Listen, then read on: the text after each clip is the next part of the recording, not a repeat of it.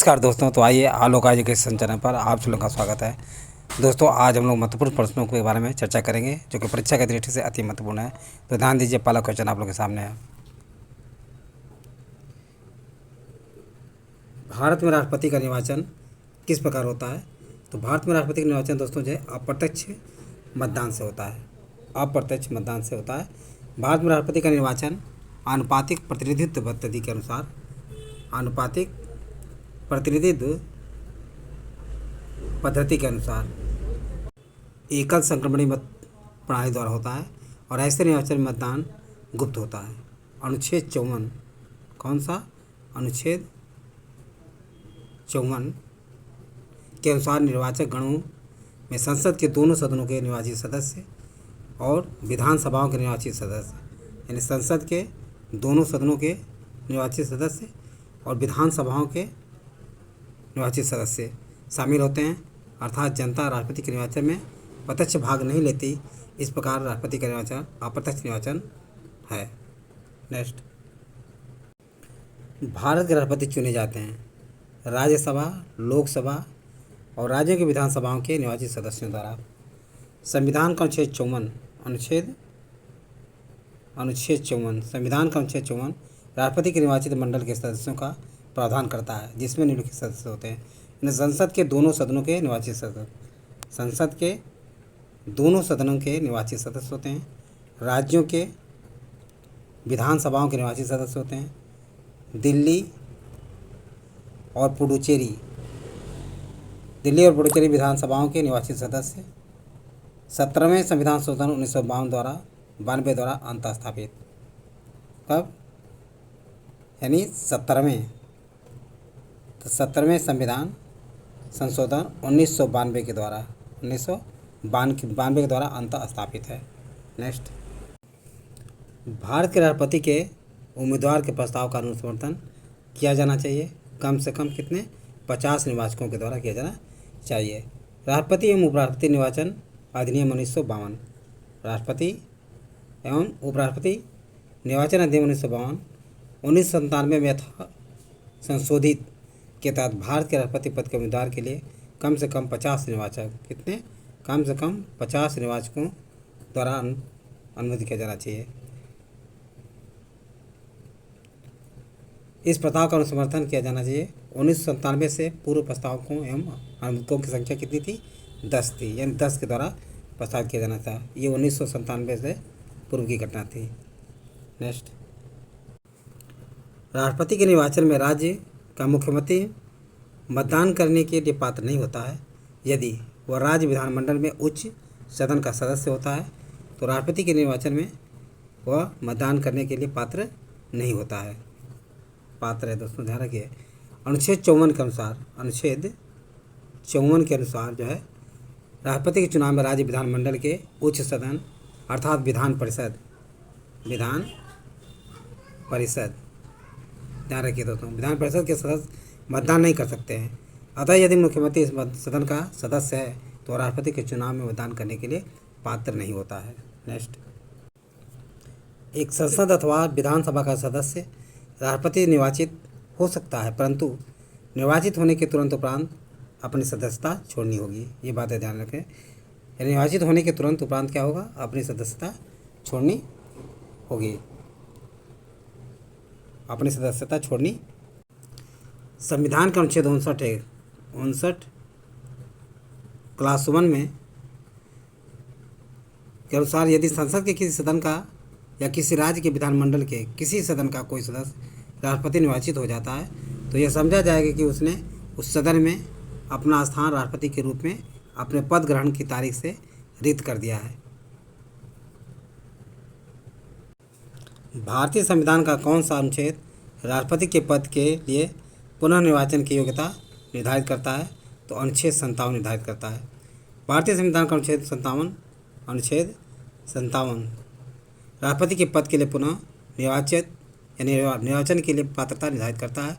इस अनुच्छेद के अनुसार कोई व्यक्ति जो राष्ट्रपति के रूप में पद धारण करता है या कर चुका है इस संविधान के अन्य उपबंधों के अधीन रहते हुए उस पद के लिए पुनः निर्वाचन का पात्र होगा। यदि भारत के राष्ट्रपति के चुनाव में कोई विवाद हो तो उस विवाद को सौंपा जा सकता है कहाँ, भारत के सर्वोच्च न्यायालय को सौंपा जा सकता है। अगर भारत के राष्ट्रपति के चुनाव में कोई विवाद है तो उस विवाद को अनुच्छेद 71 क्लास 1 के तहत जो है सर्वोच्च न्यायालय को सौंपा जाएगा और सर्वोच्च न्यायालय द्वारा किया गया विनिश्चय अंतिम या निर्णय मान्य होगा। राष्ट्रपति 5 वर्ष तक अपने पद पर रहता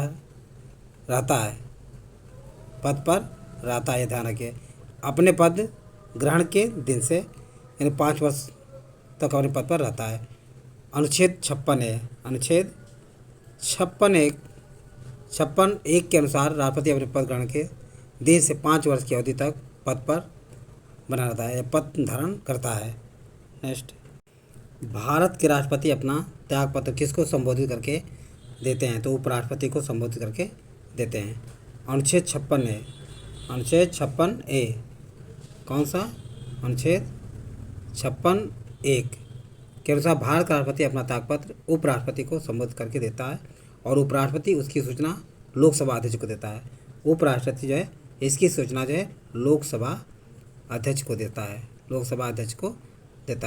अनुच्छेद 56(2) में, अनुच्छेद 56(2) यानी क्लास 2 में भारत के राष्ट्रपति को उसके पद से हटाया जा सकता है, किसके द्वारा, संसद के द्वारा। अनुच्छेद 56 के खंड 1 के उपखंड ख के अनुसार संविधान का अतिक्रमण करने पर राष्ट्रपति को अनुच्छेद 61 में उपबंधित अनुच्छेद 61 राष्ट्रपति पर महाभियोग चलाने की प्रक्रिया रीति से संसद द्वारा चलाए गए महाभियोग के माध्यम से पद से हटाया जा सकता है। यानी अनुच्छेद 61 के तहत जो है राष्ट्रपति को पर महाभियोग लगाया जा सकता है और इस प्रक्रिया के माध्यम से राष्ट्रपति को उसके पद से हटाया जा सकता है। नेक्स्ट, भारत के राष्ट्रपति को कार्य अवधि की समाप्ति से पूर्व भी पद से हटाया जा सकता है, किसके, महाभियोग द्वारा। अनुच्छेद 61 के तहत जो है राष्ट्रपति पर महाभियोग के द्वारा उन्हें उनके पद से पूर्व भी पद से हटाया जा सकता है। राष्ट्रपति पर महाभियोग का आरोप संसद के किस सदन द्वारा लगाया जा सकता है, तो दोस्तों ध्यान रखिए, राष्ट्रपति पर महाभियोग का आरोप संसद के किसी भी सदन द्वारा लगाया जा सकता है। महाभियोग प्रक्रिया का वर्णन अनुच्छेद 61 में किया गया है। अनुच्छेद 61 1 के अनुसार राष्ट्रपति पर महाभियोग का आरोप संसद का कोई सदन लगाएगा और खंड 3 के अनुसार दूसरा सदन उस आरोप का अन्वेषण करेगा या कराएगा और ऐसे अन्वेषण में स्वयं उपस्थित होने अथवा अपना प्रतिनिधित्व कराने का राष्ट्रपति को अधिकार होगा।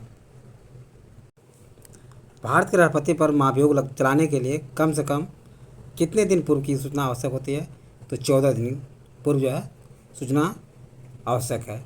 भारत के राष्ट्रपति पर महाभियोग संविधान के अतिक्रमण के आधार पर, कैसे, संविधान के अतिक्रमण के आधार पर चलाया जा सकता है। जब संसद का कोई सदन इस प्रकार का आरोप लगाए तो संविधान के अनुच्छेद 61 क्लास 2 के अनुसार ऐसा कोई आरोप तब तक नहीं लगाया जाएगा जब तक कि ऐसा आरोप लगाने की प्रस्तावना किसी ऐसे संकल्प में अंतर्विष्ट नहीं है जो कम से कम 14 दिन की ऐसी लिखित सूचना के दिए जाने के पश्चात प्रस्तावित न किया गया हो। इस प्रकार 14 दिन की अग्रिम सूचना के साथ ही संकल्प पर सदन की कुल सदस्य संख्या के कम से कम 1/4, कितना, 1/4 सदस्यों के हस्ताक्षर भी होने आवश्यक है। 1/4 सदस्यों के हस्ताक्षर भी होना आवश्यक है। नेक्स्ट, निम्न में से कौन सा भारत के राष्ट्रपति के निर्वाचन गण का तो भाग है परंतु उसके महाभियोग अधिकरण का भाग नहीं है, तो राज्यों की विधानसभाएं दोस्तों जो है राष्ट्रपति के निर्वाचन गण के तो भाग हैं लेकिन महाभियोग अधिकरण का भाग नहीं है, ध्यान रखिए। अनुच्छेद 61 के अनुसार महाभियोग क्या है, अर्ध न्यायिक प्रक्रिया है जो संसद में चलाई जाती है। इसमें राज्यों की विधानसभाएं भाग नहीं लेती, जो है इसमें भाग नहीं लेती। अनुच्छेद 54 ख के अनुसार वे राष्ट्रपति के निर्वाचक गण का भाग हैं। ज्ञातव्य है कि राज्यों की विधान परिषदें राष्ट्रपति के निर्वाचक गण का भाग नहीं है। यदि मृत्यु, त्यागपत्र अथवा हटाए जाने की स्थिति में भारत के राष्ट्रपति का पद रिक्त हो जाए तो उस पद का कार्यभार कौन संभालेगा? तो दोस्तों उपराष्ट्रपति संभालेगा। अनुच्छेद 65 के अनुसार यदि मृत्यु, त्यागपत्र अथवा हटाए जाने की स्थिति में राष्ट्रपति का पद रिक्त हो तो पद का कार्यभार उपराष्ट्रपति संभालेगा, तथा यदि किन्हीं कारणों से उपराष्ट्रपति भी न हो या उपलब्ध न हो तो उच्चतम न्यायालय का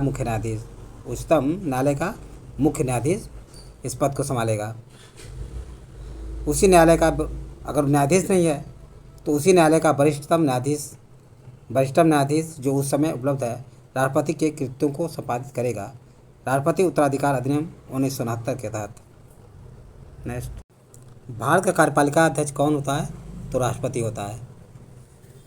अनुच्छेद